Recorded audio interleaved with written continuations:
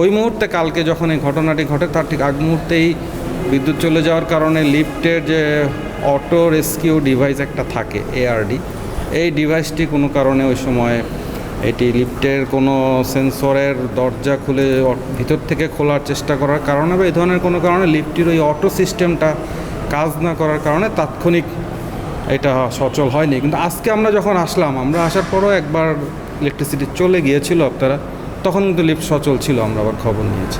তাকে ওই ওয়ার্ড থেকে যখন আরেকটি ওয়ার্ডে, যেহেতু তার হার্টের মানে হৃদরোগজনিত তার সমস্যা দেখা দেয় এবং রোগীটি খুবই মুমূর্ষু অবস্থায় চলে যায়, তখন ওই মেডিসিন ওয়ার্ড থেকে যখন তাকে হৃদরোগ ওয়ার্ডে শিফট করার সিদ্ধান্ত হয়, শিফট করার সময়ই অত্যন্ত অনাকাঙ্ক্ষিতভাবে এই লিফটের 6000 mAh ব্যাটারির one and only power master NextG N73।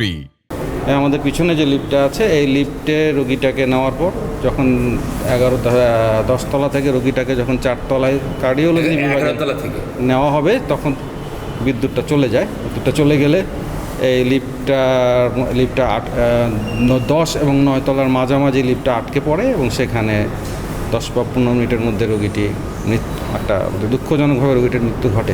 Lift operator তারা গতকালকে ডিউটিরত ছিল কি না, ওই যখন ঘটনাটি ঘটে তখন তারা কোথায় ছিল, আমরা তাদের ডিউটি রোস্টার একটা থাকে, আপনারা জানেন, তাদের হাজিরা তালিকা থাকে এবং তাদের যারা সুপারভিশন করে তাদের সাথে আমরা কথা বলেছি।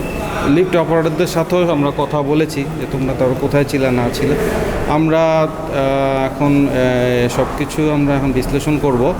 যদি ঘটনার জন্য যদি দায়ী হয়, তদন্ত করে যিনি বা যারা এই জন্য দায়ী হবেন তাদের বিরুদ্ধে প্রচলিত আইন মোতাবেক ব্যবস্থা নেওয়া হবে।